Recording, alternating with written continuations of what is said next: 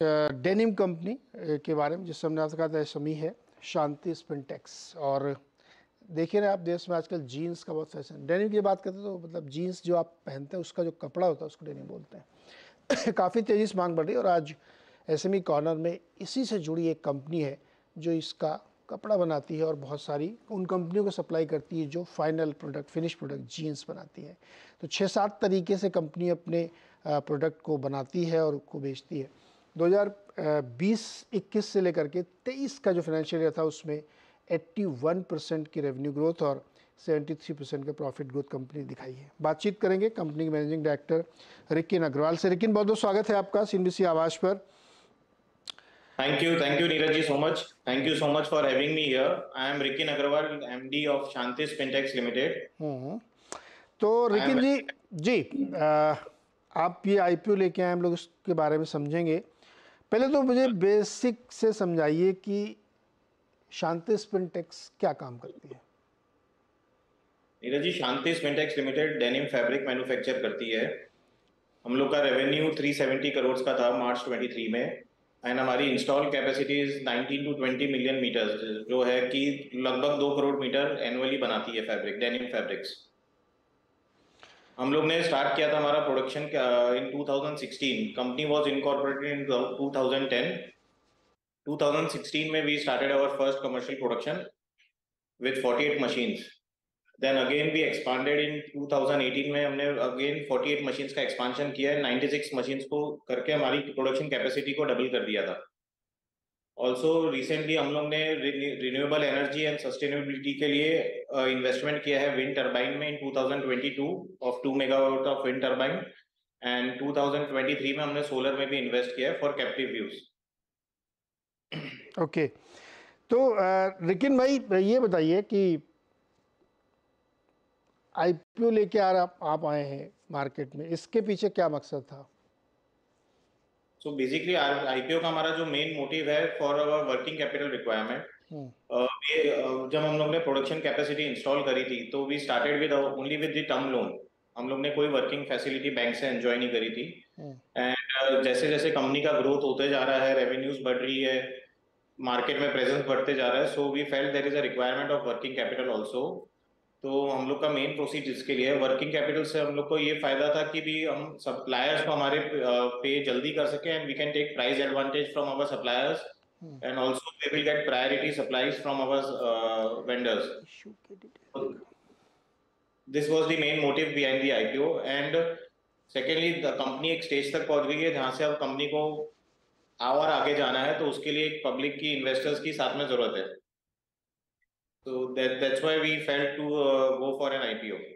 जी, तो रिकिन भाई ये बताइए कि जैसे हम लोगों ने पढ़ के समझ में आ रहा है कि आप डेनिम का कपड़ा बनाते हैं, उसके बाद फिर ये आप बेचते हैं उन लोगों को जो लोग फिनिश प्रोडक्ट बनाते हैं। तो आपका काम सिर्फ फैब्रिक बना के उनको दे देना है, राइट? आपका बाकी फिर कोई मतलब नहीं कि वो जो भी बनाएंगे बेचेंगे। तो इस कामकाज में आपको कितने मार्जिन सिक्योर कर लेते हैं आप सेफली? तो नीरज जी, टेक्सटाइल्स के अंदर आप मार्जिन देखेंगे तो we are working at a margin of around PAT margin of around 3%, and EBITDA margins are around 6 to 7% at present. So we are not fully integrated right now. So certain facilities हम लोग outsource कर रहे हैं market में से, and certain manufacturing we have in house. तो that's why. So future में हम लोग के plans है कि आगे जाके integrate करें तो margins will be better. So at present we are working around 3% of the PAT margin, and our debt equity ratio is around 0.75% only. So we have been able to reduce our debt also in recent years. Okay, अच्छा रिकिन भाई एक चीज़ समझाइए, चूँकि ये एक ऐसा segment है जहाँ पे मुझे लगता है सबसे ज़्यादा ग्रोथ देखने को मिल रही है। फैशन कोई भी हो, लेकिन डेनिम फैशन कभी आउट नहीं होता, वो हमेशा चलता ही रहता है। तो इसके लिए नए ट्रिगर्स तो लगातार बन रहे हैं। आप लोग कैसे इसको एक्सपेंड करना चाहते हैं, कैसे और बढ़ाना चाहते हैं? सर नीरज जी, ऐसा है, देखो, Indian population is around 140 crore, out of which 50% population वो युवा पॉपुलेशन है जिसकी एज ग्रुप 25 ईयर से भी कम है, एंड 65% जो है वो 35 ईयर से कम है।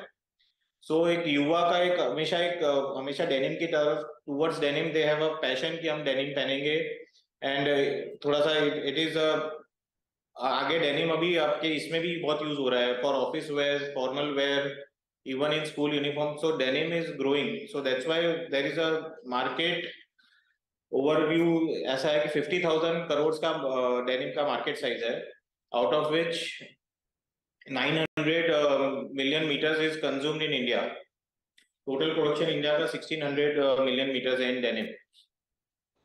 ओके. तो इंडिया में डिमांड डेनिम की ग्रो होती जा रही है. दूसरा, फैशन एसेसरीज में डेनिम यूज होना स्टार्ट हो चुका है, जो कि बैग्स है, एसेसरीज है, होम फर्निशिंग आदि चीजों में भी डेनिम अब यूज हो रहा है. अच्छा लेकिन भाई ये बताइए कि ये जो FY21 से 23 के बीच में 48-49% की ग्रोथ है फैब्रिक में, कुछ ज़्यादा ही चलन बढ़ा है क्या पिछले कुछ दिनों में इस सब चीज़ों का? डेफिनेटली सर, डेनिम का ग्रोथ अच्छी हो रही है. It has been replacing cotton trousers को काफी रिप्लेस हो रहा है. डेनिम के यूजेस अभी विमेन वेयर में भी डेनिम बहुत ज्यादा इन हो चुका है. इन जीन्स में उनके लेगिंग्स में के बदले भी अभी डेनिम्स, काफी स्ट्रेच डेनिम्स भी काफी यूज हो रही है. So there is a growth. Moreover हम लोग की जो machines which we have, it is of Japanese technology.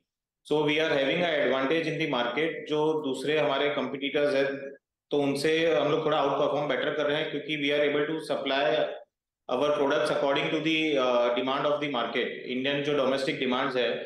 And majorly हम लोग का जो प्रोडक्ट है that is up to 78 inches of with.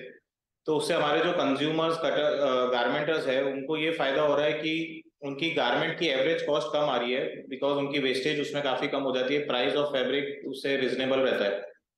So that's why we are growing. Okay. तो अब मैं देख रहा था इसका नंबर 30 सितंबर 2023 तक आपने करीब करीब 163 करोड़ का रेवेन्यू क्लॉक किया है.